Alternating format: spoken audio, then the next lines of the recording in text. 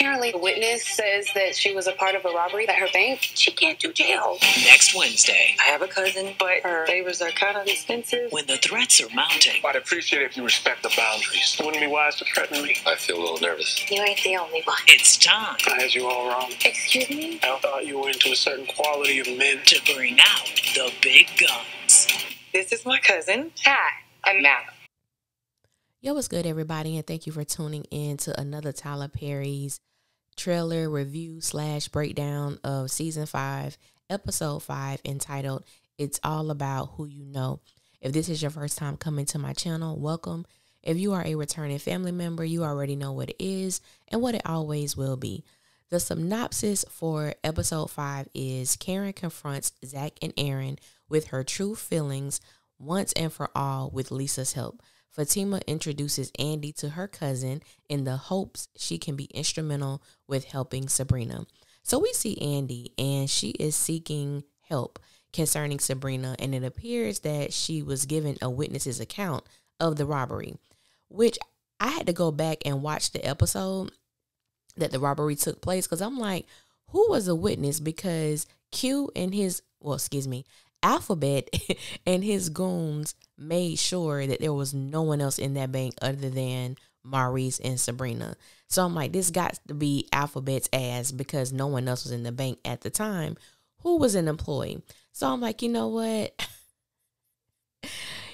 Alphabet is really touching a nerve. So he's the witness who has given an account, and it's really got me looking at Logan a little sideways, because I'm trying to understand, why is he actually believing Alphabet's account? Even though I know they got Maurice saying that he was a part of this robbery, it's like, come on. Maurice didn't even sound, truthful. He sounded like he was being sarcastic or joking when he said that. So I'm having a hard time believing that Logan is I know he's an FBI agent, but I'm like, my dude, the validity of Alphabet's confession or Maurice's confession, I just want him to leave Danni alone, because right now he done lost all cool points with me after believing Alphabet and conspiring along with him. So Fatima lets Andi know that she has a cousin who can help, who knows a lot of people, but her favors are expensive. And for those of us who watch All the Queen's Men, we know that to be true. We also know that expensive doesn't always mean money when it comes to Madam.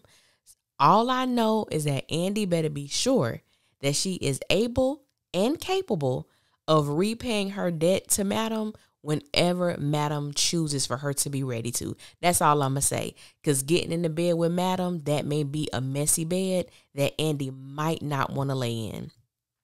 Then we see Gary and Robin. And when Gary says something about respecting the boundaries, I'm like, what boundaries, Gary?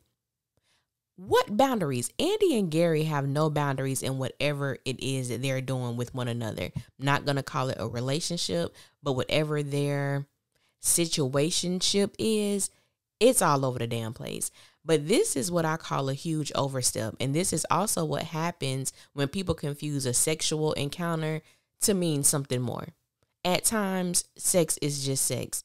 Even if it's mind-blowing, amazing, and all the other positive adjectives we can think about, sometimes it's just that, and it's nothing more. And I think the most interesting thing to me with this situation, even though I do not find Andi and Gary interesting, is that they had this moment, which had me looking at the screen sideways, but they had this moment of, we know we're not good for each other. We know that we're over. It almost made me feel like it was a call back to Zac and Karen, because I feel like, I can't remember the specific episode, but I remember feeling like, this is the most mature conversation that Zac and Karen has had. Is after he won the money, he came over there. I think that's when he gave her the check, and they both agreed they knew they were not good for each other and they needed to leave each other alone. And then we saw Karen begin to backtrack. Even though Gary and Andi get on my nerves, I felt that when they were in Hayden's office, that was probably the most mature conversation that they had. And then there's a backtrack and they're having sex again. You know what I'm saying? So I'm like, we want to see progression. We might not ever get it, but that it is what it is. And so Robin tells Gary that it might be in your best interest not to threaten me. And I said, I know that's right, Robin. I know that's right. I still don't like you like that, but I'm here for the take charge demeanor. And for me, it's the fact that all of these men, every last one of these men on the show, somehow they have rationalized in their minds that it is okay to go to these women's job and dispel their drama. Bring up situations that need to be dealt with at home or in a private matter, not at these women's job. And all of them have done that. No one is exempt from that. And so we see this infamous meeting that's about to happen. Zac comes in looking like he's cool, calm and collected. I just hope it stays that way. And we all know the last time that Karen, Aaron, and Zac were all together in her house, a fight ensued. And I don't want that to happen. My hope is that this goes smoothly, but I'm not holding my breath. And I know y'all not either. And I do hope Miss Lisa allow all of them to speak their piece, not just Karen. Because in all honesty, she's been the one wilding. You know what I'm saying? She's been the one who has been initiating a lot of the dramatics of it all. It's been her. And don't get me wrong, I believe everyone deserves to move on and be happy with who they choose to be happy with. And Karen and Zac are over. You know what I'm saying? That's over. I believe Karen is very well aware of that. I also believe that Karen also is that friend sometimes who, in the beginning, I think of how we saw, she kind of came off as like the more mature one, even though she was making a lot of wrong decisions like everybody else, or I'm not going to say wrong decisions that were not beneficial or in favor of her growth. I think that she always meant well, but when we saw this digression of her, of her character, it's just like, baby girl. Honesty is the best policy. They teach us that when we're kids. And it's like, I just hope that this is an environment where honesty can be shared amongst all of them. Zac has a perspective of honesty, of his truth. So does Aaron, and so does Karen. And I really hope we can see that. Sometimes with these episodes, I'm like, dang, I really wish we can get a mature and adult, because adults we have hard conversations at times. We have conversations that don't always feel well, but we have to have them. And we really don't see that on this show, but I do hope with this situation, we're able to see that. At least, that's my hope. And I hope that Miss Lisa just sits there and let them talk. Just be the mediator. We don't need you to try to be, their mama. You only Karen mama.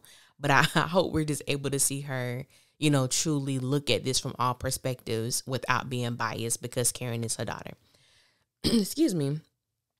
And so Andi and Robin, bay to the mother bay. Robin, the audacity of this bastard. Okay, so Robin tells Andi he thought she was into a certain quality of man. I said, stop right there. Stop right there. I want to know what gave him that impression. Andi is the same woman who was kissing all up on him at the law firm with that big ass engagement ring on her finger. That let me know she didn't give a damn about her engagement, and he didn't give a damn about her engagement. Okay.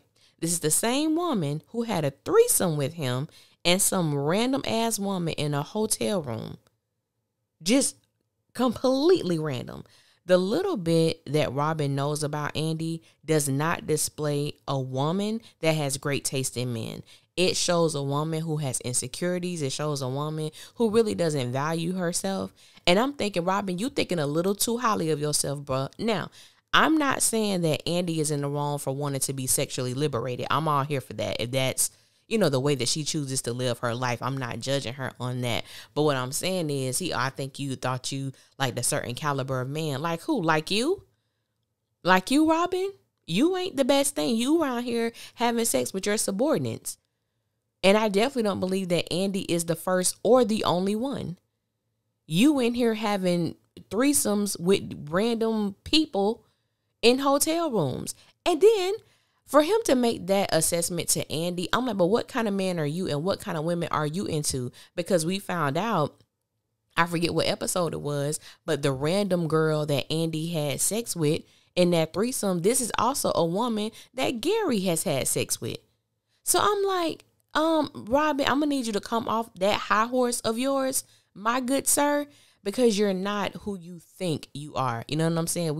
We should not think too highly of ourselves. We ought not. So I'm gonna need him to come down from cloud 9 just a little bit. And I'm thinking, and also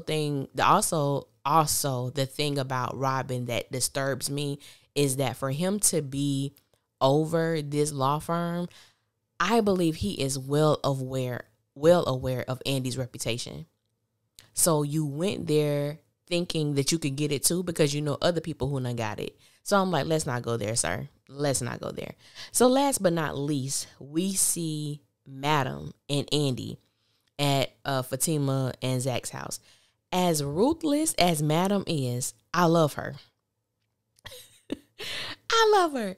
So we're going to see how she shakes things up. I think the main reason I like Madam is that she don't really go out looking for trouble, okay? And I love the fact that she is very meticulous about what she does. Everything she does, there is a purpose and a reason for it. She never does things haphazardly. Now, has she been wrong? Absolutely. But the way that Madam constructs her business and go about her way, I commend it. I just couldn't be on that side of the law. I have to be on the up and up. You know what I'm saying? I can't be no criminal. But if I was, I wouldn't be as ruthless as Madam. But the way my mind think, I would definitely have that type of thought process. But I'm gonna leave it at that because I'm not a criminal. Not a criminal. But thank you guys for listening. I appreciate the comments and everything like that. So I don't remember who sent me this message, and I'm so sorry. But I was asked, would I make videos based on questions that I receive? And the answer is yes. So, but what happens is a lot of times I get the same questions that normally gets answered in my reviews. But I don't have a problem with that. But if you look down in the description box, my email address is there. So to be fair, before I start doing this, if anybody would like to send me a question or whatever, feedback, whatever like that, and you don't want to leave it in the comments, you can email it to me. It is not the same email address for business inquiries. I had someone send me something too. That particular email is located in the About tab on my page or channel or what have you. So yes, I look forward to doing more of those type of videos because sometimes the reviews for Sisters, the episodes are not all that, but I do like to talk about different things concerning the show. So I'm all up for it. As long as y'all listening, I'll do it. So again, I appreciate you guys. Until next time, I will holler at y'all later.